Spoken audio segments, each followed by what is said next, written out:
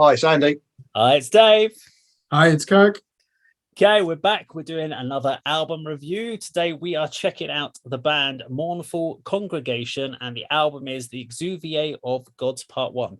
Quick question, is this an album or is it an EP? Because it's only 3 songs. It's a two-part, well, it's the first of 2 EPs that are going to be released. Obviously, this is this year. I think obviously next one will be early next year as a stepping stone to the next full album. So I found out today. So you found it. Good. Well, you can take the lead then. What did you think of the album then?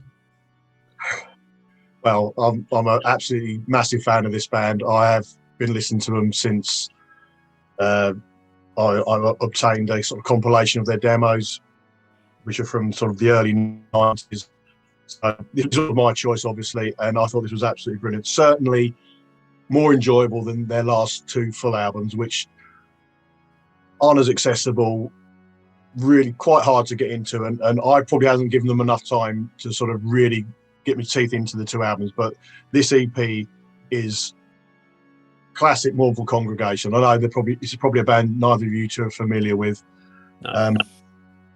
So they've been going since 1993. The word itself, I did look into it. It means, the sort of dictionary definition is cast off the skin, particularly in insects. I don't think it's about cast off the skin.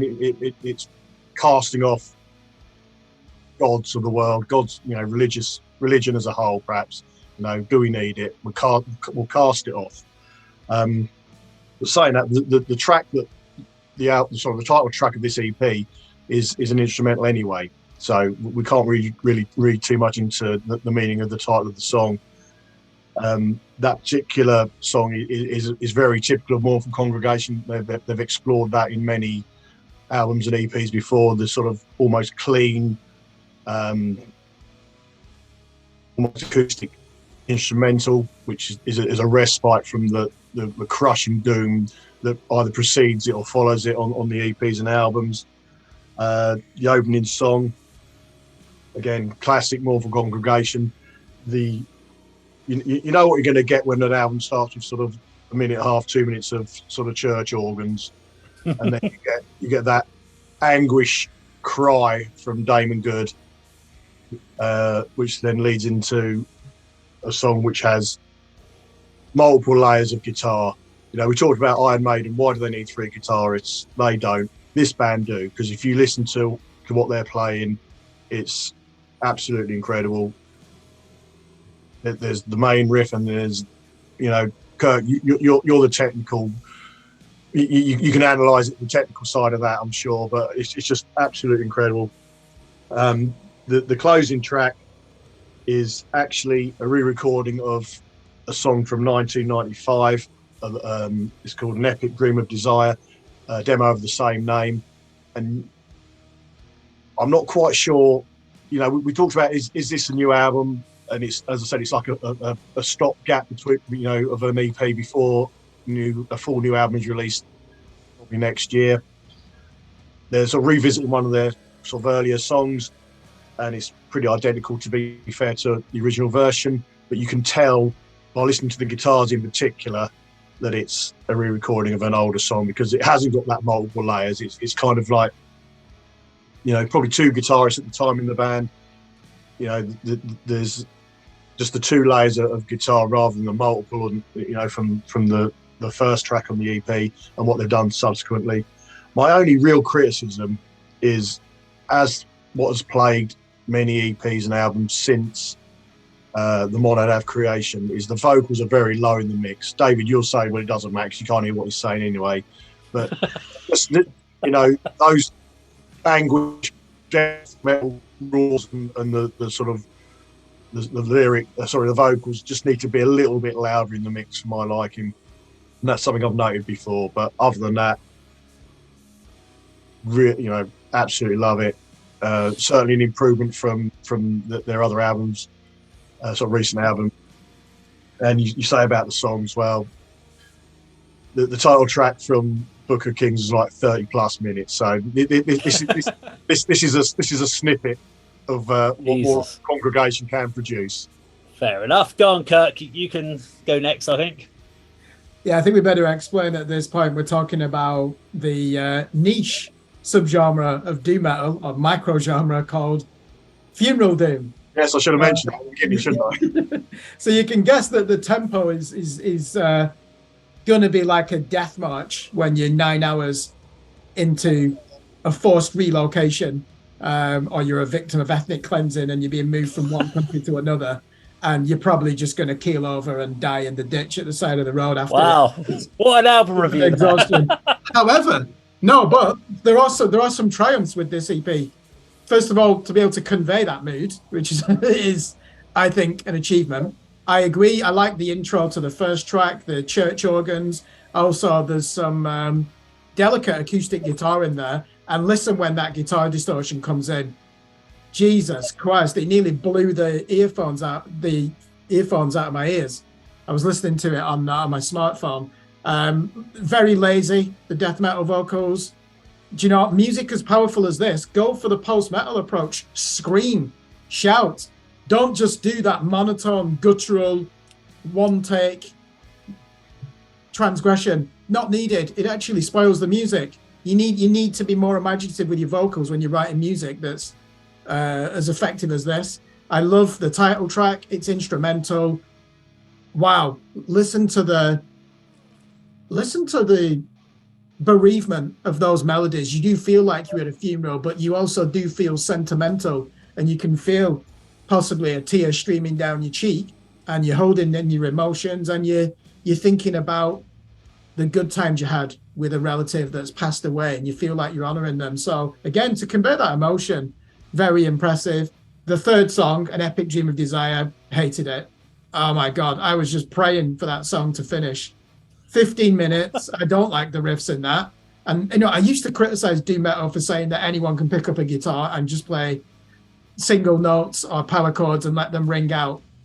This is one of those examples. Didn't impress me at all. I couldn't tell you anything about it. I've listened to it twice. So that 1995 album that it's from is not going to get a listen from me. I just wanted another song like the opening track, which I was really impressed by, other than the vocals. I have listened to Funeral Doom this year. There's a great album by that Finnish band, Shape of Despair, Return to the Void, and that had a bit more of a funereal sound to it. There were more organs in that, but there were more melancholy and somber moments, with a more animated death metal roar, and crucially female vocals, which I think are essential in this music. And if to me, doom metal, there's been some good albums this year. That American band 8 Bells, that's a classic, the album they've put out. But again, they're drawing from post-punk as much as they are from Black Sabbath and from Cathedral. So this one, yeah, I'm losing the will to live, and I'm wondering at the end if I'm going to kill myself if it's for the right reasons. And if the reason I'm going to kill myself is because I'm bored shitless, then that's not a good thing. I want to be overwhelmed by emotions if I'm going to take my own life and exit the stage of life, as we call it. And this album, I'd be slitting my throat for the wrong reasons. Okay, well, that was pretty concise. I'll wrap this up and then we'll give our scorings as always. So I listened to it and I fell asleep. So I had to, I woke up, the album had finished, so I had to go back. So I literally must have fallen asleep within the first 5 minutes of listening to the album. I genuinely, I must have got in from work, put it on, and I just must have zonked out, because I thought I'd close my eyes, I won't do anything. It's 15 minutes, whatever, 17 minutes long, whatever the first track was. And I thought, I need to pay attention. I'm not going to do anything in the background, because otherwise I won't pay any attention to this track. And I'll listen to it intensely, and I closed my eyes and I woke up and it moved on to another album on Spotify. So I had to start again. I did find it really slow, and I get, now you've said it's Funeral Doom, that makes a lot more sense. I got through the first song and I was like, okay. And I think by this point on the second time listening through, I'd started doing some editing or something. While I was listening, I thought I'm just going to do some stuff in the background at the same time. And then the Exuviae of the Gods came on, and my ears perked up because I was like, "Oh, this is interesting." I loved the instrumental thing. Not something I'd listen to like intently, but as background music when you're working, it's brilliant. And I actually put that track on loop, and I carried on working because it was perfect music for just instrumental things going on while I'm doing stuff, and I really enjoyed it. And I actually didn't mind the third track. I did find the first and the second the first and the third track quite boring, but that's when I've got them sat on headphones, like powering in my ears. I actually don't mind it so much if I've got it as a background when I'm doing stuff, so it's not the at the forefront of what I'm doing. I actually found it was quite good in background music, but trying to put constant concentration on that album, I found that very difficult. But that's about all I really could tell you about it. I found that, I think this is why we talked about like 54 minutes and 12 tracks for Walkings, 34 minutes and 3 songs from these guys. And I'm like, valuing of, if you were buying these albums, do I think I was getting value for money for these 3 tracks? I don't know. Maybe just on that second track alone would make it enough for me to go after it, because I really liked that instrumental. And I like the fact that you said, Andy, that they've got stuff like that on other albums. That's enough to make me go and have a look into it, purely from the instrumental pieces. I'm not a big fan of the vocal stuff, that sludgy sort of thing going on, but I really liked the instrumental pieces. It showed a different side of the band that wasn't expected, so it came out of the blue and I really liked it. So Andy, can I just ask you a couple of questions then? You can do one. You've got time for one question. Needs to be 2. First of all, can we have some context? Which country are this band from? Australia. Oh, okay. And then the second one, surely you like that Liverpool caveman doom band Conan, am I right? No. You don't like that? There's your answer. That is the doom metal that I would listen to. Right, well, this is the extreme. This is the absolute extreme end. I mean, it is glacially slow, and it probably will put some people to sleep. But if you want, this is a band that are commented upon and sort of recommended as one of the pioneers of funeral doom, and one of the bands you should check out if you want to get into that particular genre. I say it's certainly one of my favourite bands, which is obviously why I chose it. So I'm not going to be very critical of anything other than I could have done it without the title track instrumental in the middle, to be honest. Similarly, the other tracks they've done in that vein on other albums, I sometimes sort of skip across them as well. But I just think they're epic. I mean, there's a distinct difference between, Kirk, you said he hated the last song. That's because it is a now 30-year-old song almost. And it's from a fledgling embryonic band finding their craft and sort of becoming part of an up and coming genre. It's grown over the decades, and what they've accumulated and can now produce is what you find in the first song. Okay, well, we need to score it. So we each get a chance. So is it a bin it, a trade it, a stream it, or a buy it? I'll kick this one off. For me, it's a stream it.